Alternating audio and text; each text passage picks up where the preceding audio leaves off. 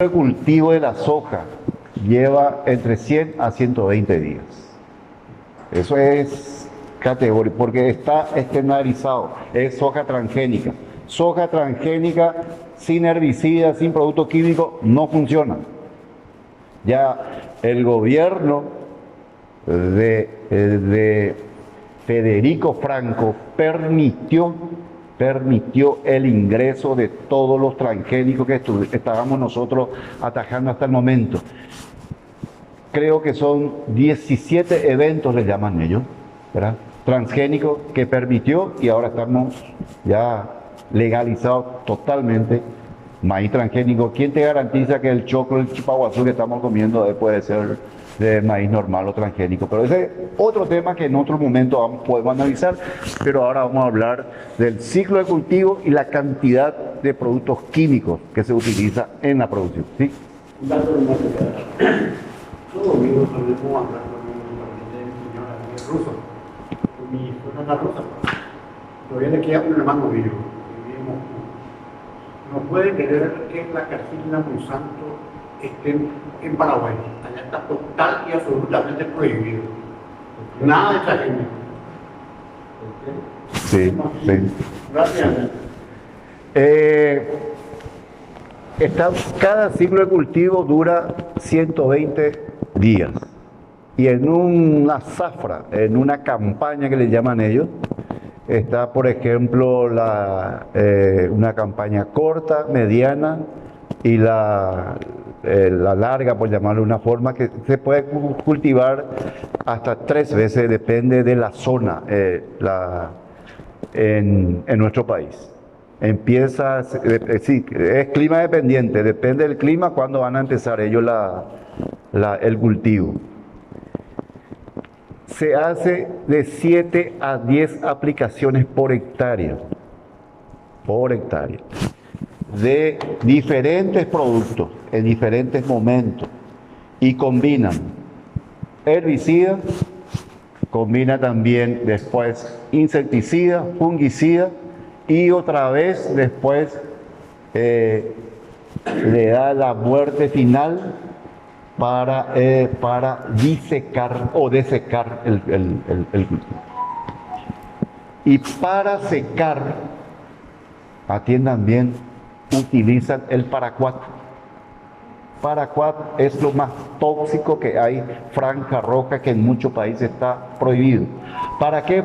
Un día, por ejemplo, uno va por un zocal y es verde. Lo ve a unos tractores grandes echando su producto. Pasa 2 días después, va cambiando de color hasta poner dorado. De una. Porque ellos ahí empiezan a cosechar. Tiene que unificar, digamos, la maduración, por llamarle para pasar a cosechar. Y para ese efecto aplican productos de franja roja, que es el paraquat. Aquí hay que señalar se llama eutrofización. Sí. El ciclo de la lluvia. Han deforestado todo el departamento de Canimillú, Alto Paraná y también del estado de Paraná, con la represa de un solo perejil. Y ahí viene el cultivo masivo de soja con este problema. Y con el ciclo de la lluvia, precipitación, introducción de las capas freáticas, evapotranspiración, que contamina también hasta la fibra. Sí. Así mismo, así mismo. Entonces, estamos nosotros ante un peligro de mucha utilización, porque detrás de eso existen el comercio de la importación de productos agroquímicos, y existe una triangulación. Si uno toma como datos, por ejemplo, la cantidad de ingresos que está registrado, el SENAVE tiene todo el registro, y si vos le aplicás una fórmula sencilla que se aplica, la cantidad de dosis por hectárea va a aumentar. Pero una parte, una gran parte de esos productos que llegan, ellos fraccionan y meten al Brasil. O sea, esa es la famosa triangulación. Y eso es un poder muy fuerte que está instalado en la frontera. O sea, el fraccionamiento, la triangulación, y no todo lo que ingresa se utiliza. Por eso es importante, nosotros tomamos como dato la aplicación que se hace en el campo, la dosis que se utiliza, para llegar a decir de que se está aplicando prácticamente esa cantidad de litros kilo, porque algunos se hacen kilos y otros litros, ¿verdad? Y prácticamente si uno llega a analizar bien esta situación, es bastante peligrosa para la salud, sobre todo si se sigue utilizando productos que tiene franja roja.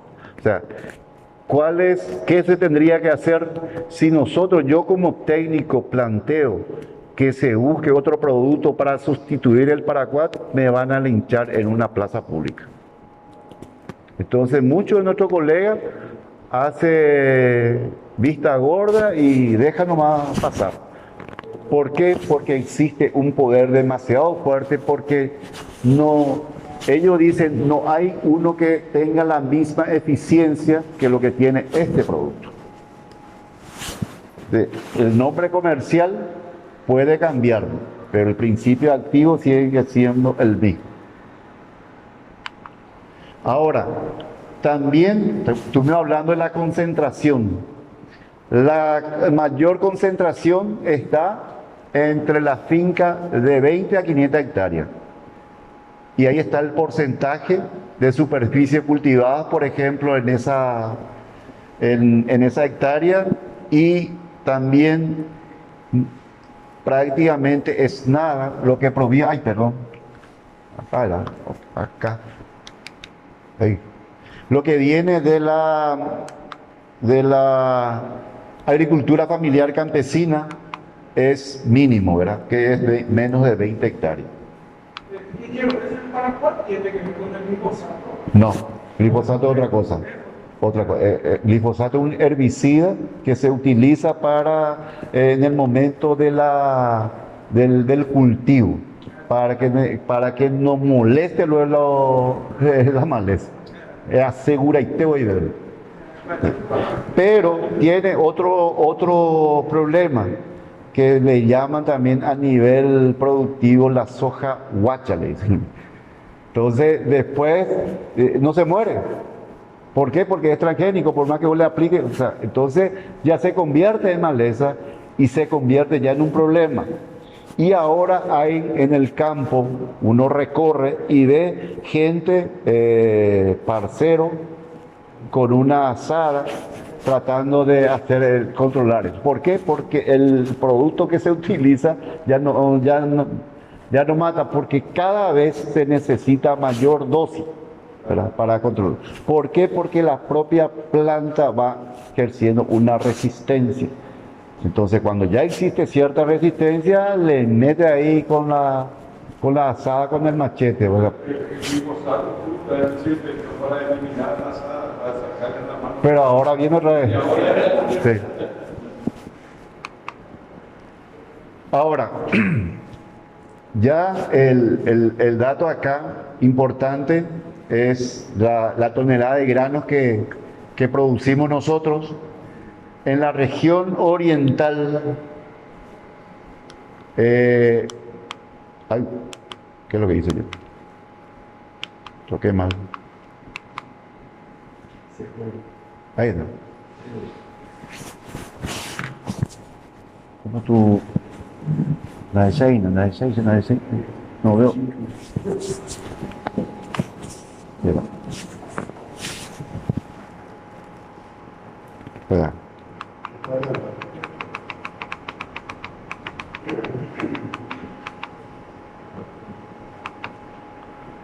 En la región oriental, según datos oficiales de Infona, solamente queda alrededor de 2.500.000 hectáreas de bosque, cada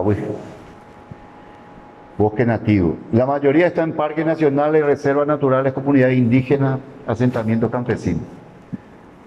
Mientras que la soja supera ya 3.700.000 hectáreas y va para arriba. O sea, ya prácticamente no existe un equilibrio. Por eso tenemos todos los problemas desde el punto de vista ambientales en el campo. O sea, no puede ser que teniendo los datos oficiales se siga aumentando, digamos, la producción en hectáreas de soja. ¿Y sabe qué hacen ahora? ¿Qué hacen ahora los sojeros? Hacen una rotación de arroz con soja. Y eso lo hacen ahí en la zona de Misiones. En la zona de Misiones. Una rotación, o sea, primero están secando humedales, ahí controlan con el sistema de riego el arroz, después sacan todo y están rotando con soja, porque no existe ya otros lugares donde ellos tienen que hacer ese sistema insostenible que le llamamos nosotros. Hay que cambiar la matriz productiva de nuestro país. Sí. No existe una ley que limite esa área nativa, por ejemplo, o también para el sistema agropecuario, una cierta cantidad, o sea, una cantidad de hectáreas solamente se puede ocupar. Yo sé que se puede optimizar, inclusive cuando no se hace nada de eso, ¿verdad? La cantidad de ganado, por ejemplo, por hectáreas, ¿verdad? No existe una ley que limite eso, o sea, en algún momento nosotros vamos a tener que hacer eso, porque si no, mañana vamos a tener que salir para que la vaca entre. Sí. Y otro es vamos a tener que agruparlo en una esquina para que se plante el resto de la tierra que sobra en nuestro país. No existe una ley que limite el porcentaje. Y para eso es importante la ley de ordenamiento territorial, que esa ley hay que hacer por ecorregiones, y vos ahí ves, por ejemplo, para qué actividad productiva.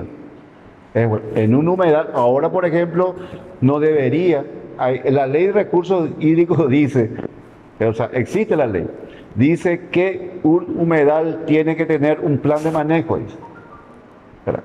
Plan de manejo. Eso significa que en el plan de manejo vos tenés que ver qué porcentaje, y eso la autoridad de aplicación es MADE, podés usar, y qué porcentaje tenés que hacer.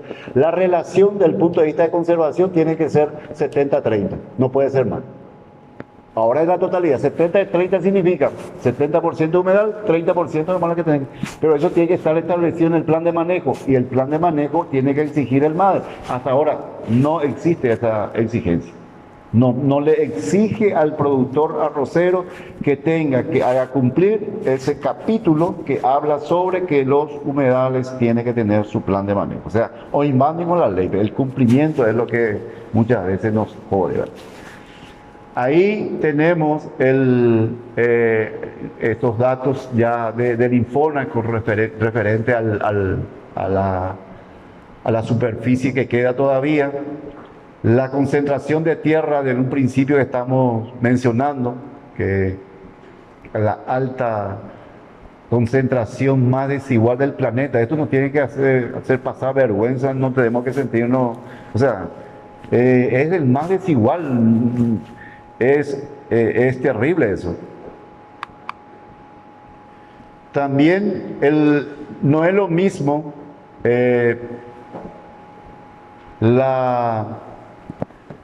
el lugar que ocupa Paraguay como productor que como exportador. Cambia ahí. ¿Por qué? Porque prácticamente el 40% de la soja que se produce se está industrializando o se utiliza para semilla. O sea que no todo lo que se produce se exporta.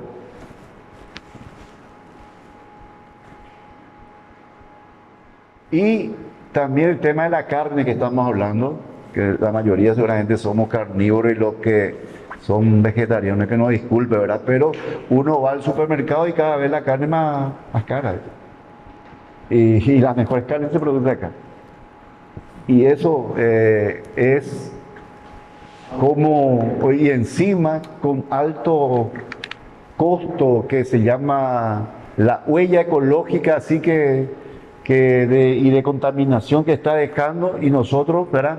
Cuando nos vamos ahí al supermercado y encima la especulación también que ocurre ahí es difícil de entender, por lo menos que si nos jactamos de que somos uno de los países de mejor carne que produce, uno se va al supermercado y se compra Paraguay no quiere firmar el tema de la cantidad de ganado que se puede alquilar por la polución. Sí. Lo quieren firmar. Es un tratado. Sí. Y eso en el nuevo gobierno hay que ver la forma de volver a analizar eso y tener una postura más clara con respecto al... Así. Sí.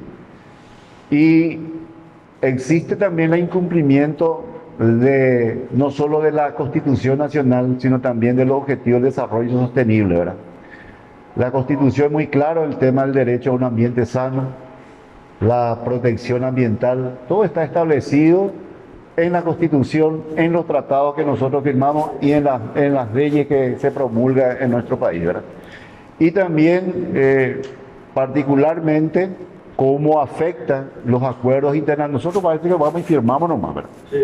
Entonces, ahora cuando se trata de cumplimiento, vienen las dificultades y del no cumplimiento justamente de estos objetivos que nosotros a nivel internacional hemos asumido, ¿verdad? Ahora, acá entramos ya en la propuesta que como sector, como movimiento, como política de Estado que tenemos que analizar, debatir e implementar. Primero hay que emprender un proceso de pacificación y democratización de la tenencia de la tierra. ¿Por qué pacificación? Porque hay demasiado conflicto en el campo, demasiado conflicto. Entre nacionalidades, entre paraguayo y paraguayo, hay un conflicto, ¿verdad? Y hay que buscar la pacificación. Si no democratizamos la tenencia, la desigualdad y los conflictos van a seguir aumentando. Y también impulsar los derechos de la naturaleza. Hoy día, un árbol, un bosque no tiene ningún derecho. Nosotros tenemos a un derecho a un ambiente sano. Y el árbol, ustedes ven la poda que se hace en nuestra ciudad. Pues es un crimen, ¿verdad? Entonces, ese derecho tenemos que nosotros discutir por lo menos conceptualmente. O sea, tiene que tener, porque la biodiversidad es diferente forma de vida nomás. Una planta, un ser, es una vida. Entonces, el derecho de la naturaleza es fundamental, que hasta hoy no existe en nuestra normativa. Es diferente, por ejemplo, en otras constituciones de otros países que sí ya se reconoce el derecho a la naturaleza. Y a nivel institucional, y esto es muy importante si existe abogado o abogada acá dentro de acá, de que tenemos que tener un fuero agrario y ambiental. Por el interior está lleno de, ¿cómo se llama eso? Juzgado de paz. Juzgado de falta. Y si existe un fuero agrario y ambiental, en ese lugar el juez local ahí tendría que estar también atendiendo estos casos.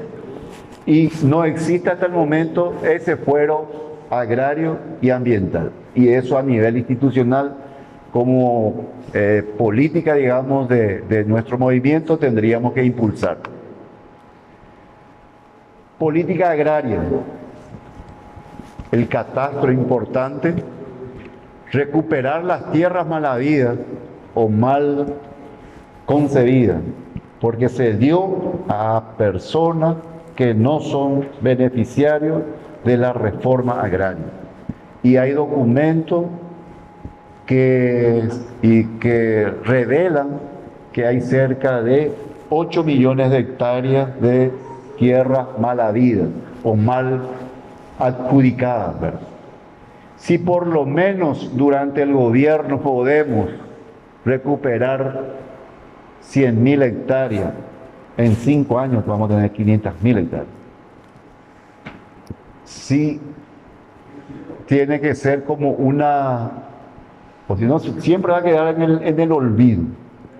Sí.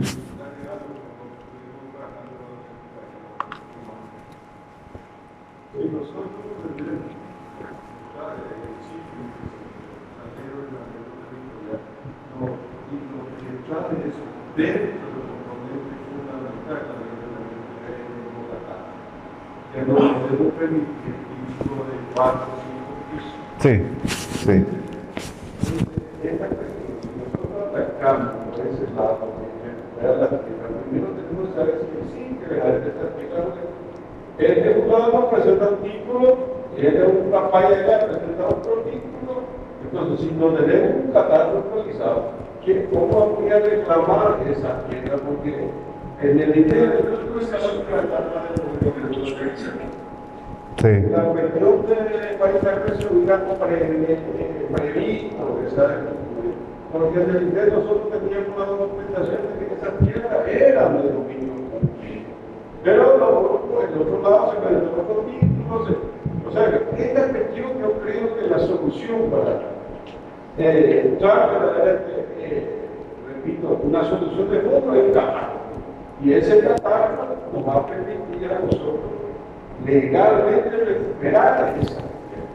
Porque si no vamos a ir a recuperar cosas que ahorita vamos a encontrar una partida de cosas que lo único que va a quedar es más odio, más separación, una partida de cosas.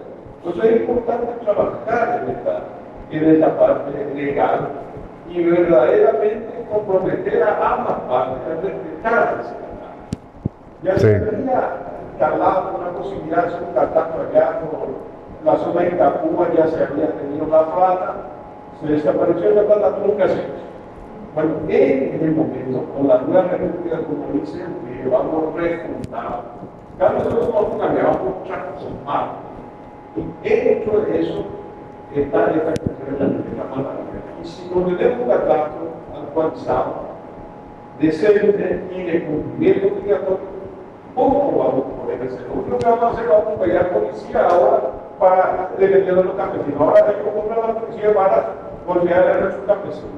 Esa cuestión sería interesante trabajar profundamente dentro de toda la República porque esa es la base de nuestra reconstrucción económica. Por eso nosotros planteamos desde un principio la pacificación por ese conflicto social que existe. En la política agraria, lo primero lo que usted está mencionando que ponemos ahí es el catastro, recuperar, priorizar la recuperación. Tiene que existir una equidad tributaria y también promover o impulsar, implementar una política de apoyo a la agricultura familiar campesina. También la agricultura climáticamente inteligente como modelo de producción agroecológico, con apoyo técnico, crédito, mercado de alimentos sano, precio justo, seguro agrícola. Y el ministerio, a nuestro ministro de Obras Públicas, de nuestro gobierno, tenemos que decirle que se deje de construir carreteras para los grandes productores, que construya caminos vecinales para que el campesino pueda sacar su producto. Horrible, uno no puede entrar, ni asistencia técnica no puede realizar. Y el Ministerio de Obras Públicas, que tiene el que tiene mayor presupuesto dentro del presupuesto nacional de la nación, deberíamos de, por lo menos con nuestro gobierno, decirle que haga esos caminos infraestructura vial vecinal se necesita para que la gente pueda producir y pueda sacar su producto. Si no, se le descompone todo y no pueden hacer nada.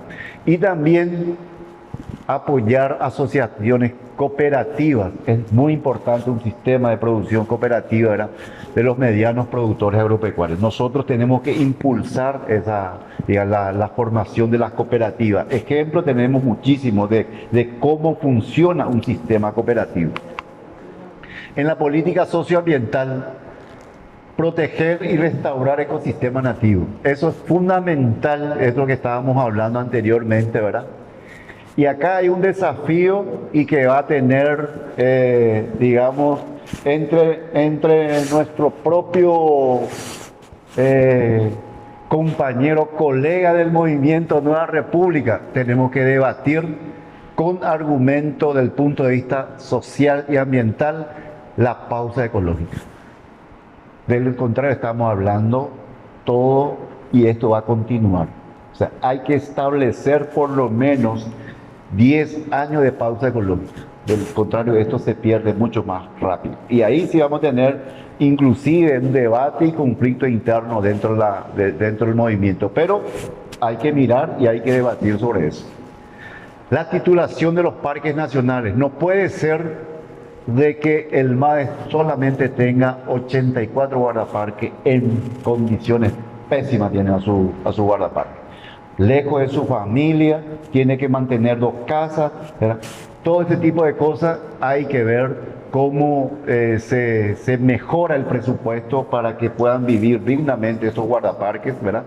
Y la titulación de los parques nacionales es fundamental, porque mientras no se tenga el título no es de nadie. Y los parques nacionales tienen que ser del Estado paraguayo, administrados por el MADE, eso dice la ley. Conservar los acuíferos y humedales también es fundamental. El acuífero guaraní, su zona de recarga, que es más importante para todo el sistema, está en la zona donde hay mucha fragilidad. Estamos hablando de donde hay formación rocosa de arenisca, por donde se infiltra, ¿verdad? Porque el agua del acuífero está por debajo del basalto, de la piedra negra. Pero no es un mar no es como la esponja. O sea, dentro de esas piedras como esponja está el agua. Uno se imagina, no, nosotros tenemos uno de los acuíferos más grandes y piensa que ahí abajo un mar de agua. No es así. Está mezclado entre las piedras en el basalto. Pero su sistema de recarga, que es muy importante, coincide con la zona donde hay mayor producción de agricultura empresarial y también donde el suelo es muy arenoso, el franco arenoso. Tenemos que cuidar eso y sobre todo buscar restaurar. De lo contrario, es mucho más difícil, es misión imposible descontaminar, por ejemplo, un acuífero. Eso es imposible. El curso, la protección de, por ejemplo, los acuíferos, el espejo de agua. Ahí el espejo de agua es como el lago de Pacaraí. El agua que se ve ahí, el nombre común, espejo de agua, pero el nombre ñembotécnico es cuerpo hídrico, ¿verdad? Es la cuerpo hídrico. O sea, sencillo es espejo. Cuando eres mañana, Pepe, y vos ves, es el espejo de agua.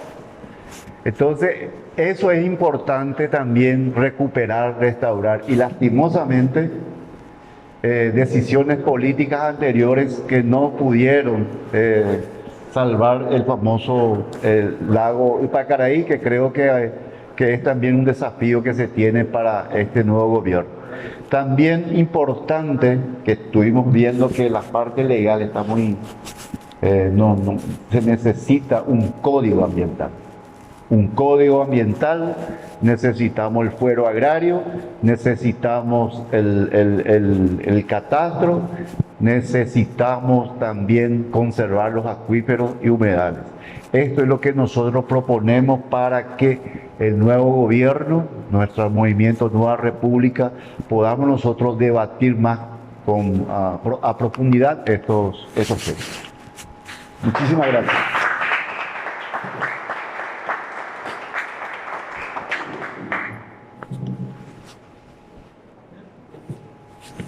Y bueno, no nos queda más que agradecer. Ay, pues tú más, gracias.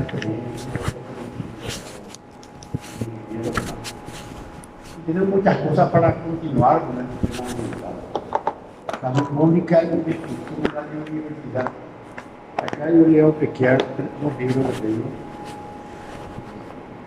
Uno sobre antropología filosófica, para la cuestión ambiental, y otro de ecología humana. Sí. Mira, como no tenemos más esto acá, ¿cuáles son las enfermedades ambientales que tenemos? La malaria, la fiebre amarilla, el dengue, el chikungunya, todo eso. Hay de origen bacteriano, de origen viral y de origen parasitario. Porque cuando se destruye la biodiversidad, se traslada a las ciudades, gérmenes, aves, todo tipo de cosas. Alimaña, acá el doctor nos va a explicar la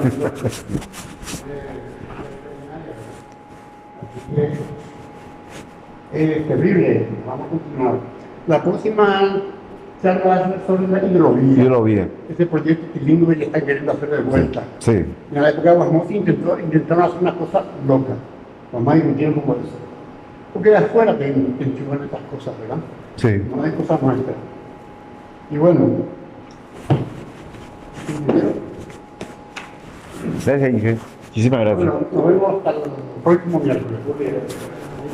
Acá hay más cocidos y que... Tu teléfono.